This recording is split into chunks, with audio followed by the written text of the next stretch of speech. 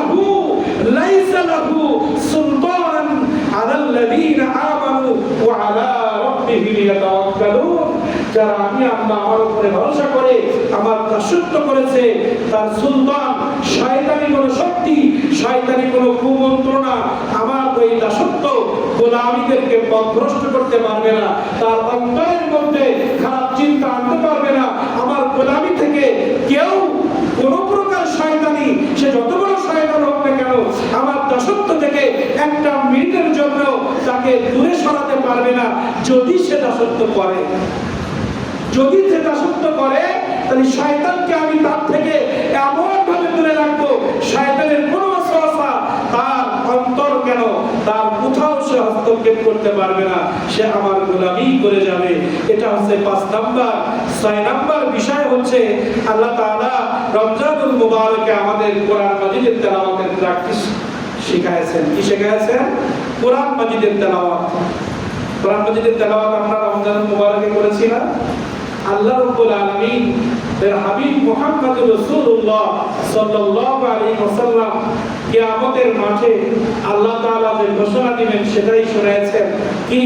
ইকরা ওয়ারতাকি, পড়ো তুমি, কামা কুনতা তুরাদ্দিল ফিদ দুনিয়া, তারতিল সহকারে সুন্দর কণ্ঠে তুমি যে প্রতিদিন আমার কোরআন মাজিদ দুনিয়াতে যেভাবে তেলাওয়াত করতে, সেটা রমজানে দাঁড়িয়ে হোক, সেটা রমজানের বাইরে হোক, যারা হাফেজ করেছে, হাফেজে কোরআন তারাই করে বেলা তেলাওয়াত করে। কিন্তু আমরা যারা আমরা যদি কোরআন সহি করে রেগুলার তেলাওয়াত করতে পারি, যে যতটুকু মহব্বত করব ততটুকু তেলাওয়াত আল্লাহ শুনবেন। তুমি দুনিয়াতে যেভাবে মহব্বতের সাথে তার দিল সহকারে শুদ্ধ করে কোরআন তেলাওয়াত করতে, আমরা যারা অশুদ্ধ সেখানে ধরা খেয়ে যাব, যারা শুদ্ধ তারাও সেখানে পড়বে। পড়তে সবাইকে হবে, অশুদ্ধ হলে ওইটার কাজ দিবে না, শুদ্ধ হলে সেটার মর্যাদা কেমন। আল্লাহ তাআলার হাবিব মুহাম্মদ রাসূলুল্লাহ বলেছেন কিয়ামতের মাঠে ইকরা, যারা দুনিয়ায় কোরআনকে মহব্বত করত, আমরা কোরআনকে মহব্বত করা মানে কি বুঝি? কোরআন তেলাওয়াত করতে হবে, কোরআন অনুযায়ী জীবন যাপনই হচ্ছে কোরআনের পক্ষে থাকা। আমি কোরআনের পক্ষের লোক কিন্তু আমি তেলাওয়াত করি না, জীবন কোরআনের বাইরে চলে যাচ্ছে, এটা কিন্তু কোরআনকে মানা নয়। কোরআনকে মানে যে সহি শুদ্ধ হবে তেলাওয়াত করেছে, কোরআনকে মানেছে, কোরআন অনুযায়ী জীবন যাপন করেছে, এই ব্যক্তি যারা তেলাওয়াত করেছে দুনিয়ায়, তাদের বলবে ইকরা, তুমি পড়ো, ওয়ারতাকি কামা কুনতা তুরাদ্দিল, তুমি যেমনি ভাবে দুনিয়ায় সুন্দর কণ্ঠে তেলাওয়াত করতে, ঠিক দুনিয়ার মধ্যে ফাইন্না মানসিলাকা ইনদা আখিরি আয়াতিহি তাকরাউহা, তোমার তেলাওয়াত যেখানেই শেষ হবে তোমার মর্যাদা সেখানেই চলে যাবে। যে যত বেশি আল্লাহকে তেলাওয়াত শোনাইতে পারবে, আল্লাহ বলেন তোমার মর্যাদা, তোমার মানজিল সেখানে দেওয়া হবে। দুনিয়ার মানুষ তোমার তেলাওয়াতের মর্যাদা দেয় নাই, তুমি তেলাওয়াত করেছিলে কিন্তু সেই মর্যাদা দুনিয়ার মানুষ তোমাকে দেয় নাই, আজকে তোমাকে দেওয়া হবে। তুমি পড়তে থাকো আর তোমার মর্যাদা আস্তে আস্তে উপরে উঠতে থাকবে। সেদিন মানুষ শুধু তাকিয়ে দেখবে, দুনিয়ার মানুষ তো এই তেলাওয়াতকারীকে মর্যাদা দেয় নাই, কিন্তু আল্লাহ তাআলা কি দিচ্ছে? তেলাওয়াতকারীর মর্যাদা কিয়ামতের মাঠে পৃথিবীর মানুষ দেখবে, কি মর্যাদা আল্লাহ তাদেরকে দিয়েছেন। আল্লাহ যতক্ষণ একটা হরফ পড়বে, একটা আয়াত পড়বে, তার মর্যাদা বাড়তে থাকে। সব থেকে উচ্চ আসনে, উচ্চ মর্যাদার চেয়ারে, উচ্চ মর্যাদার আসনে সেই বসবে যে কোরআন মাজিদ সহি শুদ্ধভাবে তেলাওয়াত করতে পারবে। আল্লাহ তাআলা আমাদের এই তেলাওয়াত করার তৌফিক দান করুন। কারণ রমজানুল মুবারক আমাদের শিক্ষা দিয়েছে শুদ্ধভাবে কোরআন মাজিদ তেলাওয়াত করা। তারপরে আমরা ধারাবাহিকভাবে শুনছিলাম রমজানের শিক্ষা, এটা 6 নাম্বার। আর আল্লাহ তাআলা আয়াতের মধ্যেই তো ঘোষণা দিয়েছেন ইন্নামাল মুমিনুনা লাযীনা ইযা যুকিরাল্লাহু, সূরা আনফালের 2 নম্বর আয়াতে আল্লাহ তাআলা বলেন, আমার কোরআন যখন পড়া হয়, আমার কোরআন যখন সমাজের মধ্যে তেলাওয়াত হয়, আমার কোরআন তেলাওয়াত যখন কেউ শুনে, ইন্নামাল মুমিনুনা লাযীনা ইযা যুকিরাল্লাহু ওয়াজিলাত কুলুবুহুম ওয়া ইযা তুলিয়াত আলাইহিম আয়াতুহু যাদাতুহুম ঈমানা। দেখবেন রমজানের তেলাওয়াত যখন হয়েছে, অনেক মানুষ কেঁদেছে, অনেক মানুষ পালিয়েছে, অনেক মানুষ বিরক্ত বোধ করেছে। যারা কেঁদেছে, যারা শেষ পর্যন্ত থেকেছে, এরাই হচ্ছে কোরআন প্রেমী। কারণ কোরআন তেলাওয়াত অনেকের মানুষকে অন্য ছিল মিনাল কোরআন মা হুয়া শিফা, আল্লাহ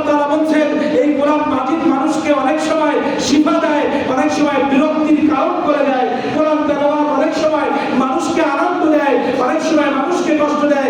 আল্লাহ তাআলা বলছেন মুমিন তো তারা যারা যখন আমার কোরআন তেলাওয়াত শোনে তাদের ঈমান তখন যে অবস্থায় থাকে তার থেকে আরেক ধাপ বেড়ে যায়। কি হয়? তেলাওয়াত যখন শোনে যে অবস্থায় থাকে সেই অবস্থার থেকে আরো বেড়ে যায়। কিন্তু আমাদের তেলাওয়াত শুনতে অনেকেই ভালো লাগে না, বিরক্তি মনে হয়। আমরা এই রমজানুল মুবারক আমাদের শিক্ষা দিচ্ছে কোরআনের সাথে সম্পর্ক করো, কোরআনকে বেশি বেশি মহব্বত করো, কোরআন মাজিদ সহি শুদ্ধভাবে তেলাওয়াত করো। এই শিক্ষা রমজানুল মুবারক আমাদের দিয়েছে। আল্লাহ তাআলা বলেছে আফালা ইয়াতাদাব্বারুনাল কুরআন আম আলা কুলুবিহিম, আমার কোরআন মাজিদ তেলাওয়াত, আমার কোরআন মাজিদ অনুসরণ থেকে কে তোমাকে মুখ ফেরায় নিল? তোমাদের কলমের মধ্যে একটু কি ভালো লাগে না আমার কোরআন পড়তে, আমার কোরআন বুঝতে, আমার কোরআন মানতে? তোমাদের কলমের ভিতরে কোরআন বিদ্বেষী কোরআন তেলাওয়াত করার মজাটা কে উঠায় দিল? কোরআন মাজিদ পড়া, কোরআন মাজিদ অনুসরণ করা, এই চিন্তা চেতনা, এই মহব্বত থেকে কে তোমাকে দূরে সরিয়ে দিল? আল্লাহ প্রশ্ন করেছেন। যার 7 নম্বর বিষয় হচ্ছে রোজা রাখার অভ্যাস তৈরি করতে হবে। এই রমজানুল মুবারক আমাদের রোজা রাখার অভ্যাস প্র্যাকটিস, রোজা রাখার অভ্যাস আল্লাহ তাআলা আমাদের করে দিয়ে রোজা রাখতে পারি। কারণ আল্লাহ রাসূল শাওয়াল মাসের 6টি রোজা, যেটা প্রথম বলেছিলাম, 6টি রোজা রাখলে সারা বছর রোজা রাখার সওয়াব হবে। সারা বছর ধরে সে রোজা রাখলো এমন ব্যক্তি হিসেবে আল্লাহর কাছে সে পরিগণিত হবে। যদি আমলটা আমরা ধরে রাখার চেষ্টা করব। 8 নম্বর বিষয় হচ্ছে তাহাজ্জুদের নামাজ। এই বিষয়ে অনেক লম্বা একটা আলোচনা ছিল, কারণ রাসূল করিম সাল্লাল্লাহু আলাইহি ওয়াসাল্লাম বলেছেন আফদালুল সালাতি বাদাল ফরিদা সালাতুল লাইল, না ফরজ নামাজের পরে সবথেকে দামি নামাজ হচ্ছে কি নামাজ? রাতের নামাজ, তাহাজ্জুদের নামাজ।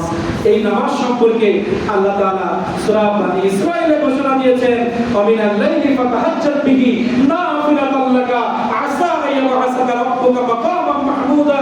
হে রাসূল, আপনি অতিরিক্ত একটু কষ্ট করেন, তাহাজ্জুদের নামাজ আদায় করেন, আপনাকে আল্লাহ তাআলা অনেক মর্যাদা দান করবেন। আপনি একটু তাহাজ্জুদের নামাজ আদায় করেন। ইয়া আইয়ুহাল সূরা মুযাম্মিল, আল্লাহ তাআলা বললেন ইয়া আইয়ুহাল মুযাম্মিল কুমিল লাইলা ইল্লা কালিলা নিসফাহু আও ইনকুস মিনহু কালিলা।